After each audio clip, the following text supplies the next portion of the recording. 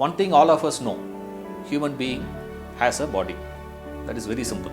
Apart from body or within this body, we have another layer of body which is known as the subtle body, and how this mind and intellect is guiding, directing your life.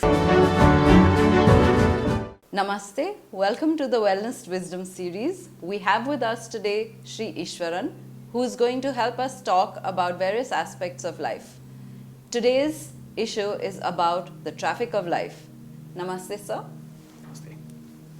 Sir, can you throw some light on the term subject that you had used while explaining life as series of experiences? Yeah, life means you contacting the world. That you is what is referred as subject. When I say you, I mean a human being. So to explain about subject, we need to understand what is a human being made up of. What is the basic constitution of a human being? That's the first thing we need to understand. Also, we have to understand what is the nature of the world that we are contacting. So we need to have the knowledge of the subject, also the knowledge of an object that we are in contact with. When subject meets the object, what comes out is experiences. Collection of that is your life. So, what is a human being? One thing all of us know, human being has a body. That is very simple.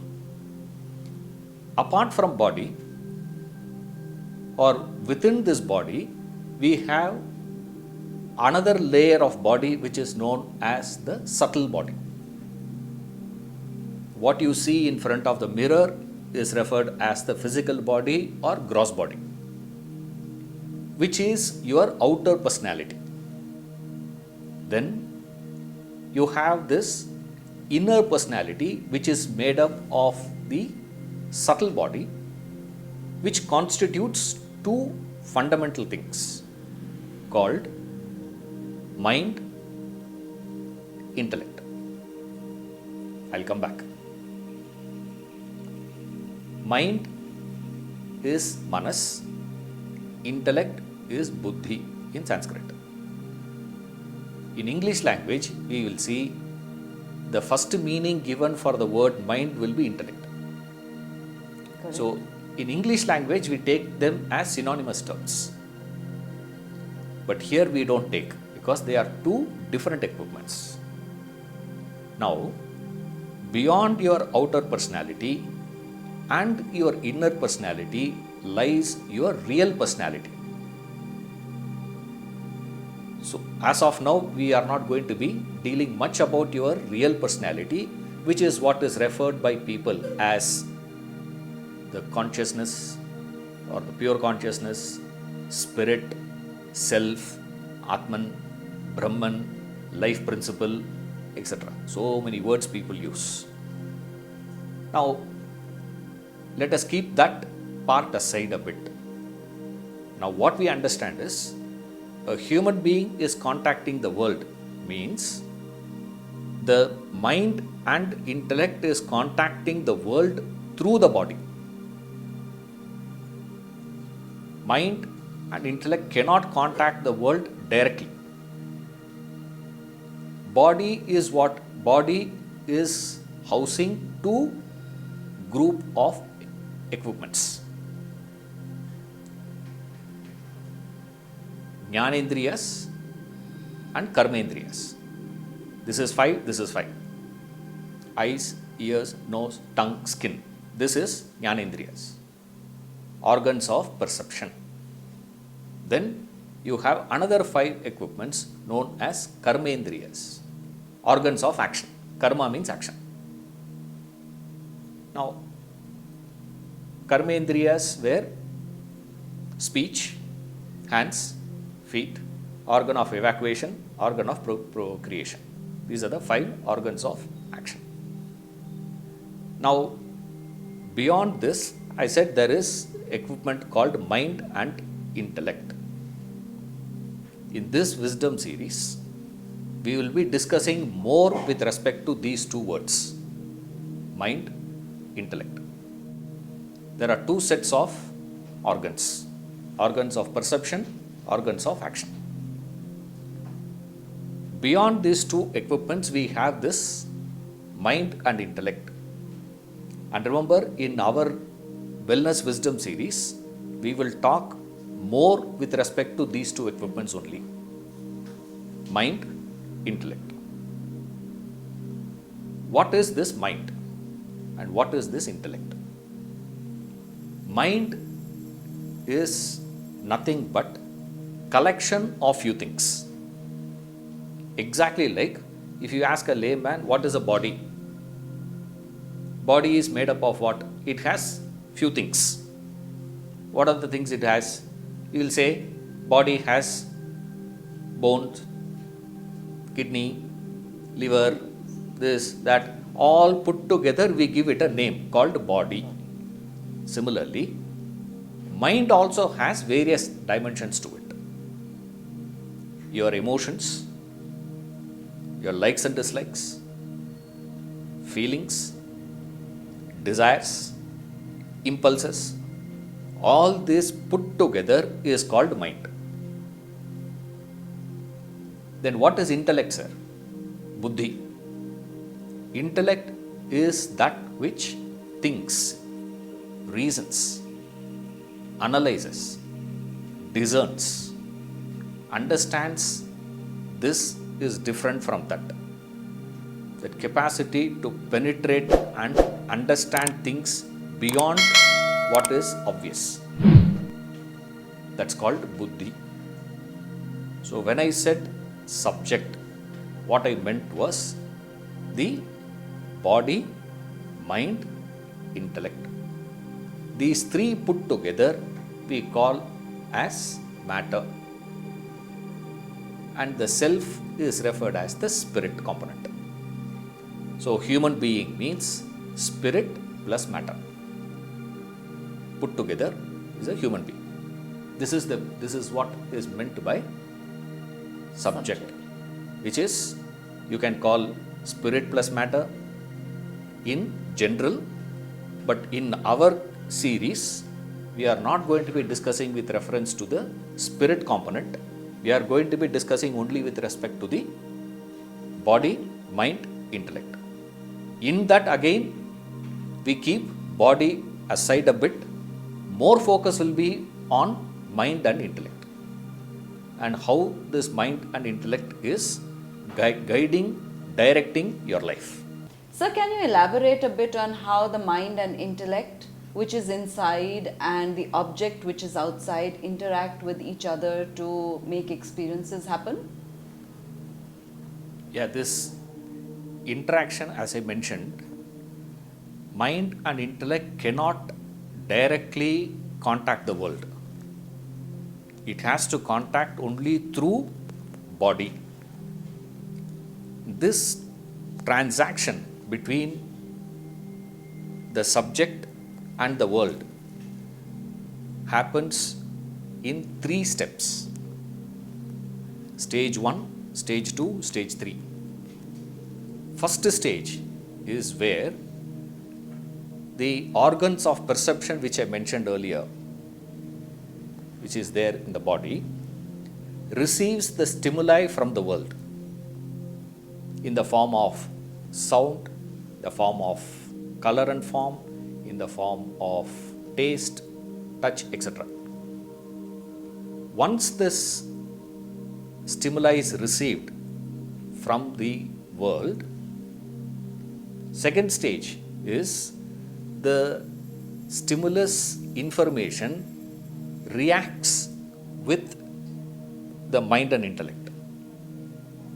So it creates a reaction inside you.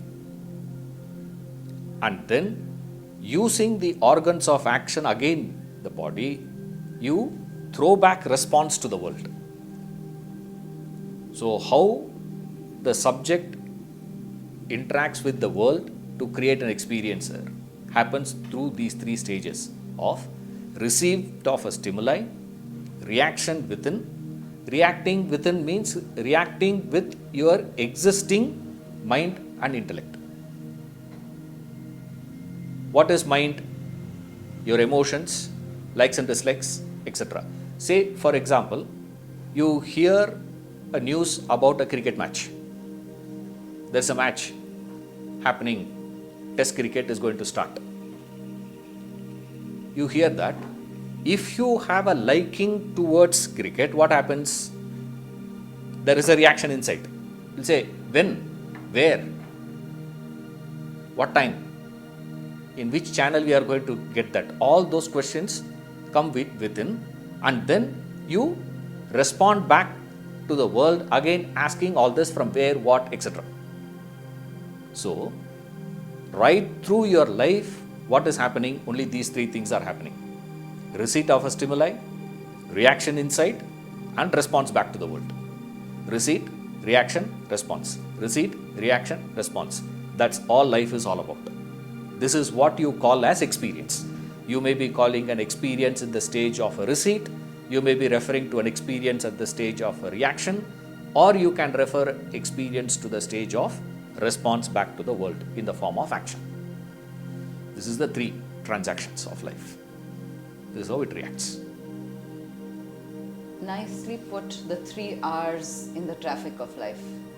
So the stimulus from the world is not in our control. Then how can we make sure that we get the best out of every experience? Yes, stimuli is not in your control. But then, as human beings, we were having a unique capacity. That is, I can choose to receive what stimulus. World will definitely throw all sorts of stimulus to you right now. Simultaneously, it will throw many things to you. But then, it is your prerogative to decide which one I am going to be accepting, which one I am not going to be accepting or rejecting. Like, what is the words that I am going to be accepting in my ears? I have a choice. Otherwise, life will become so chaotic if we are not having that. Now, right now, in this conversation, you are sitting and listening to me, right? Did you realize there is a strange smell that we were having? You never realized it. That smell was coming, but you didn't register that smell. Why? Because I'm concentrating on what you're That's saying. all it is. This is the choice that we have. Now, only difference is consciously if you decide not to take. And when I say this, remember, independently there is a quality for every stimulus. You can't deny that. So there are two things. One is there is a quality of a stimulus. Then you have this choice in you to accept or reject a particular stimulus. Consciously you can choose. So here lies the truth. First one is, you hear a flute music, Hari Prasad, Chaura's, yes, flute, when you listen to, it is so soothing, so relaxing. Scratch on the wall, so jarring that is. You say, "Ugh." The thought itself is that irritating. You see, French perfume has a particular trigger. Agarbatti has a particular trigger. Now you can't say both are same. This perfume gives a particular thing, another one gives another thing. Now the question comes to all of us is, on what basis I am going to choose which stimuli to accept, which stimuli to reject? This is the crux of the issue. See, these three reaction, the receipt, reaction and response, these 3 R's, works exactly like how in an industry working. Raw material, processing, product. If you want to get a good quality product, you have to ensure that you have good quality of raw material. If the raw material is of a poor quality or a mediocre quality, to that extent the final product is going to be defective. Same way, the stimuli the world is going to throw at you, remember, the stimulus has quality by itself, nature of its own, and it is you who have to decide which. Now the question comes is, on what basis I am going to choose which stimuli to accept and which stimuli to reject? What is the criteria? This is where wisdom comes into picture. Up to this happens to everyone. Now it's not that you are going to receive all the stimulus. All of us make those choices. But the question is, on what basis you are going to choose? That's where knowledge, understanding comes. What is understanding needed? You have to understand that a stimuli is agreeable, non-agreeable. On what basis, sir? Go back to the example I gave. Hariprasad Chaurasia's flute, not Ishwaran playing flute. Hariprasad Chaurasia should play the flute. If he plays the flute, it is soothing to hear. Versus scratching the nail against the wall. One stimulus was so relaxing and soothing. Another stimulus is agitating and disturbing. So, on what basis you will make that choice? The choice of a stimulus should be made based on which is agitating the mind, which is relaxing. Ishwaranji, how should one handle challenging experiences? So, when you say challenging experiences, which experience you are referring to as a challenging one? The experience of receipt of a stimuli, reaction or response. See, so you can't just use generally experience. Now that having understood these 3, we should come back to the specifications now. This is the difference between living life with amateurishly, living life with knowledge and understanding. Here we have to be very specific. Sir, how am I to handle the stimuli? Same way we can ask the question, sir, how am I to handle the problem of reaction insight? Now, challenging, when we say most of the time what happens is, sir, I am receiving the stimuli which I don't want. Right?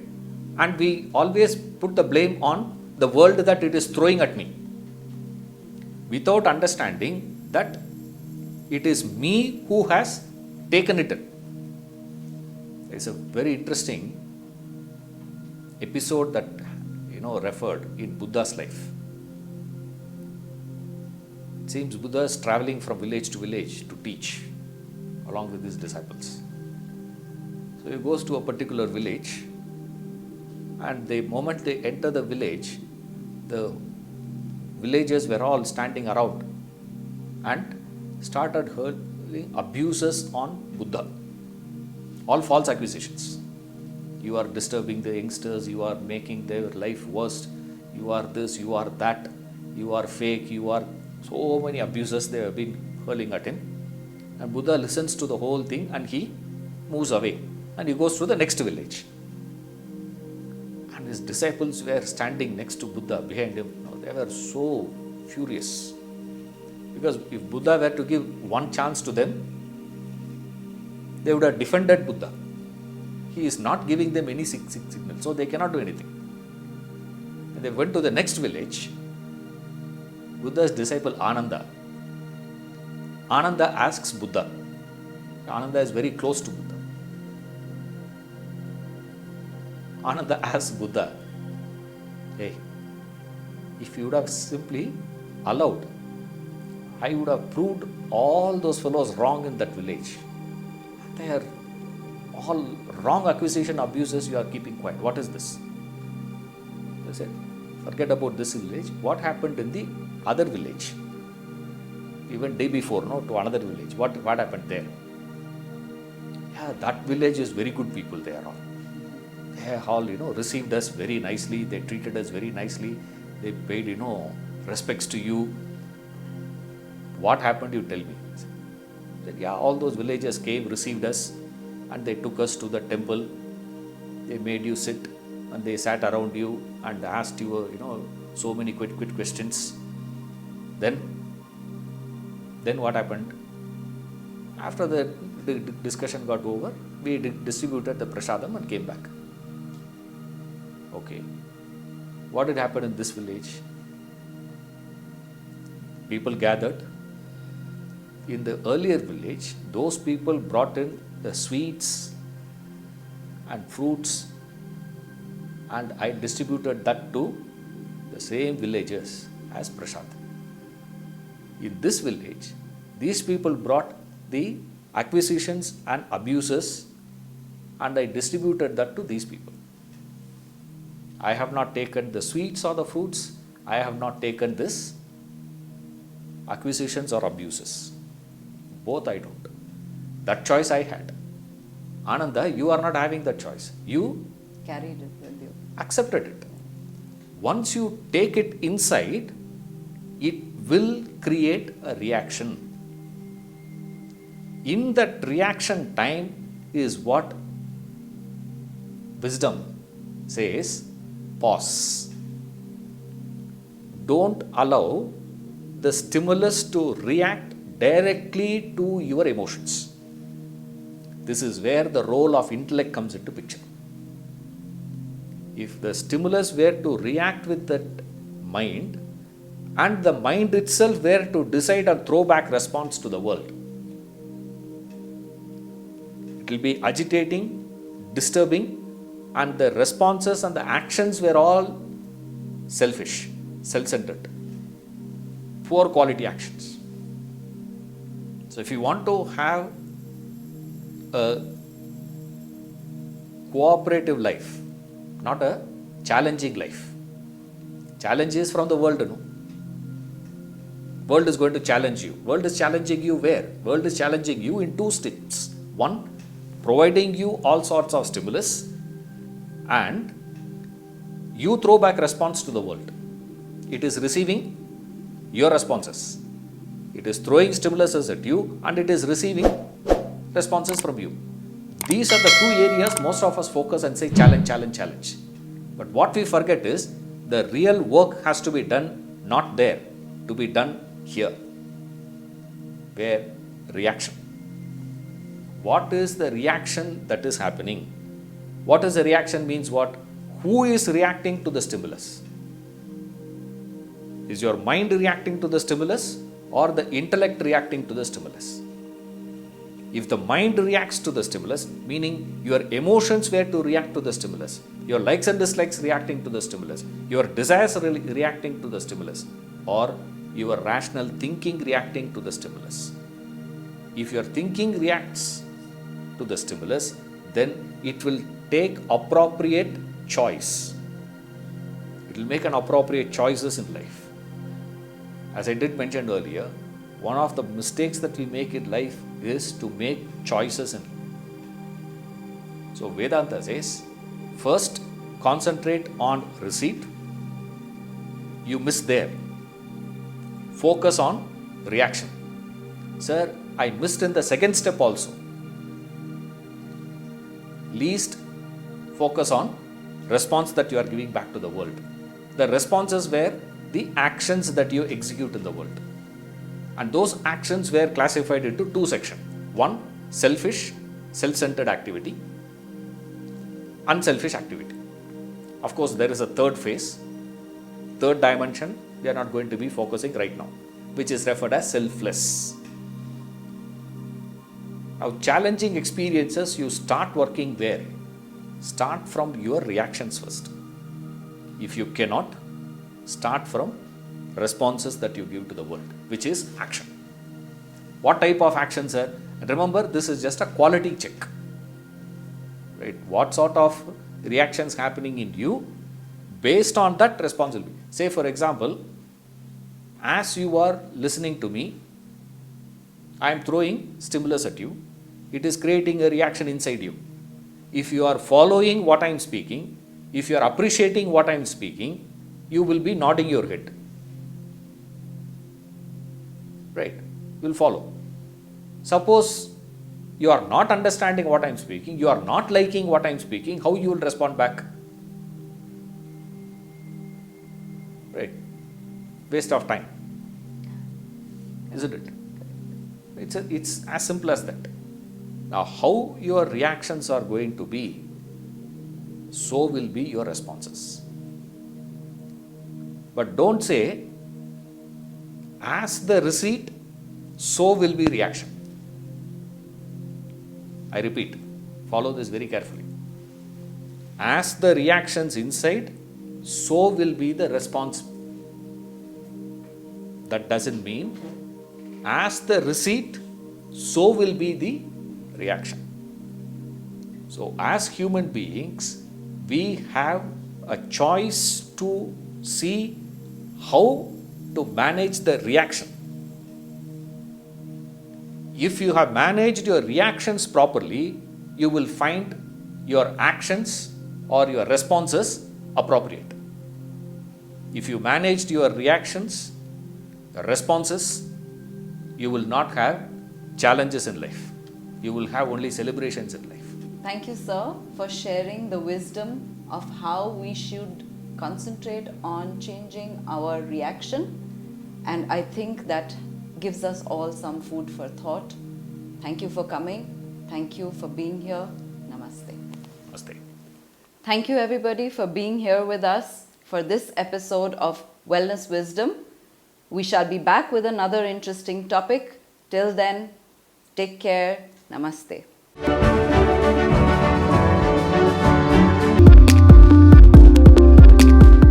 Click on the bell icon to watch our latest videos.